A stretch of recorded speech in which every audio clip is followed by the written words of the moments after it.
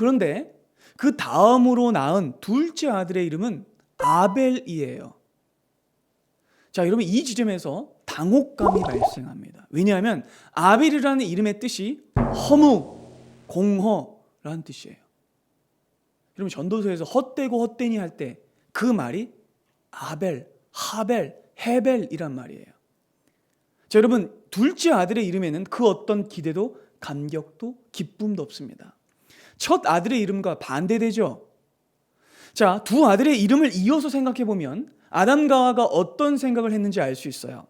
첫째 아들을 낳고 크게 기뻐하면서 막 부풀어 올랐던 그들이 둘째 아들의 이름을 허무 공허라고 지었다는 이유는 그들이 크게 낙담하고 실망했다는 뜻입니다.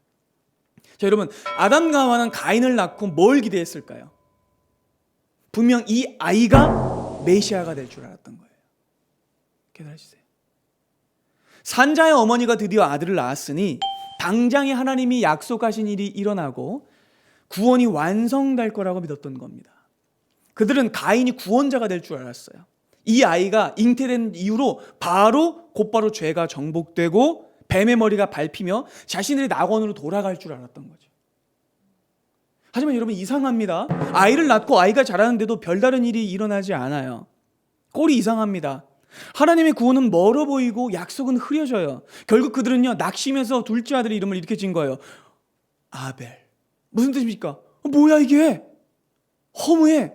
망한 거 아니야? 라고 지은 거죠. 여러분 아담과 하와는요 첫 아들을 통해서 분명히 죄가 바로 정복될 줄 알았어요. 하나님의 나라가 회복되고 자신들이 바로 낙원으로 돌아갈 줄 알았습니다. 그런데 하나님의 구원은 그들의 예상과 기대를 따라가지 않아요. 이 장면에서 우리의 신앙도 그들과 함께 폭로돼요. 무슨 뜻입니까? 여러분들 어떠세요? 여러분들의 인생을 살아가는 동안 하나님의 구원이 즉각적으로 임하고 내가 원하는 기도가 다 이루어지고 나의 만족대로 다 일이 진행되나요? 아닙니다. 근데 여러분 우리는 그걸 바라죠. 여러분 하지만 구원은 그렇게 간단한 것이 아닙니다. 모든 깨어진 관계가 회복되는 것이 그렇게 간단히 이루어질 수 있을까요? 인간 전 존재의 회복과 모든 피조물의 회복과 창조세계 전체의 우주적인 회복은요 그렇게 간단하게 일어나지 않아요. 재창조의 역사는 회복과 구원의 역사는요 우리가 생각하는 것처럼 그렇게 단번에 이루어지지 않아요. 사랑하는 여러분, 그러니 여러분들이 원하는 방식대로 삶이 진행되지 않고 여러분들이 꿈꿨던 방식대로 구원이 이루어지지 않는다고 해서 낙심하지 마십시오. 절망하지 마십시오. 하나님께서는 반드시 하나님의 때에 가장 완벽히 구원을 이루어내실 겁니다. 분명히 하나님의 때에 회복하실 겁니다. 비록 우리가 느끼기에는 느려 보일지라도 하나님의 때에 완벽히 구원과 회복이 일어날 것입니다. 여러분 그래서 사실은요 신앙생활은 이 과정의 반복이에요. 내가 원하는 구원, 하나님이 원하시는 구원, 그 사이에서 우리는 번민하고 얼떨떨해하고 당혹해하다가 결국 하나님의 시간과 하나님의 질서와 하나님의 주권을 따라가는 것, 그게 신앙생활이에요.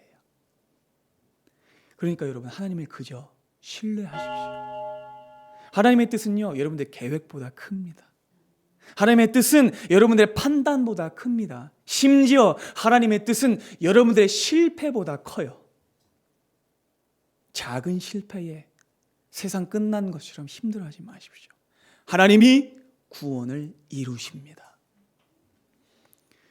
비록 아담과 하와는 낙심했지만 구원과 은혜는 계속되어 그들이 다만 아이를 낳고 죽지 않은 것만 전부가 아니었어요. 하나님의 은혜는 계속되는데 그 은혜는 추방당했던 인간이, 단절됐던 인간이 다시 하나님과 교제하게 됐다는 것이 있습니다. 자, 여러분 추방 이후에 가인과 아벨은요 하나님과 교제하게 돼요. 그리고 그 일이 어떻게 가능하게 되죠? 제사로 가능해집니다. 자, 여러분 추방당한 자가 제사를 통해서 하나님께 받아들여져요. 이것이 바로 구원입니다.